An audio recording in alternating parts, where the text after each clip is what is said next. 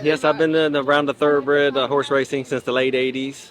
Grew up in quarter horses, but trended over into thoroughbreds in the late 80s and started our company in 92 down in Ocala and started pinhooking some horses and got lucky and had some really good horses and our business took off and been able to stay in business and keep our heads above water and uh, we do basically pinhooking, not so much racing. We basically, scout out young horses, and we got lucky and had the first Derby horse for Bob Baffert, which is Silver Charm. Wow. Yeah, we put him on the map, Yeah. and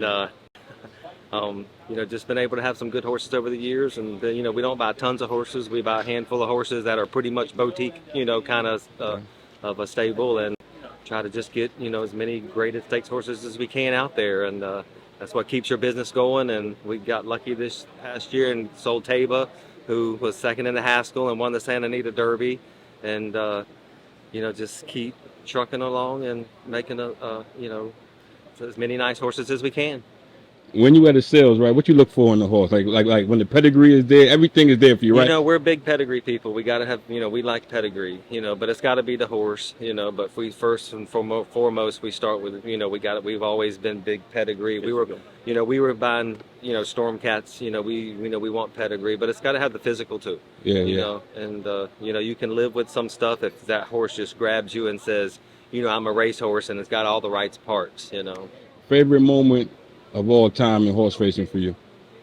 My favorite moment of all time in horse racing, I guess, would have to be Silver Charm. That was pretty amazing for us to get a Derby, horse, and we had a Preakness winner. Preakness, and we had a second in the Kentucky Derby with a colt that we had bred by successful appeal named Closing Argument. That was a pretty good highlight for us, and we've just been a little bit of all of it. And how important is the men and women that work with these horses on the backside every single day? Most important. Most important thing is to have a team. Yeah. And that's keeps the whole chain together. Yeah. So without our help, we would never be where we are today. Yeah. Yeah, they're everything. Most of our employees have been with us 20 years plus.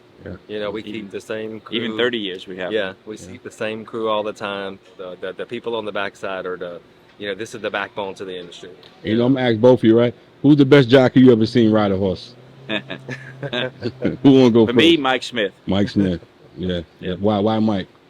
Just knows exactly when to push the pedal. Yeah. And when not to. Yeah. At all times. His timing is perfect. Yeah. And for you? Oh, geez, there's so many good ones. I meant, it's Joel Rosario. I think he's the number. I'm so glad to see him so successful here on the East Coast. Because he was in the West Coast for a long time and he's worked his way up. And honestly, I think he's part horse. Yeah. He can read a horse and he's just got the magic hands. I think he's one of the best riders we've got going. And in your history, right, in your lifetime, best trainer? Two of them. Wayne Lucas, Bob Baffert. Wayne Lucas, Bob Baffert. Yeah. You sold the most expensive? Yeah, we sold in 2006. We sold the most expensive horse ever sold at a public auction. And he still holds the world record now for the most expensive horse. And that was, one of the highlights of our, something we never, you dream to have those kind of horses. And, it's just the horse that everybody wanted. And, it was a day that I'll never forget in my life. How much? 16 million. Wow. Yeah. Hey.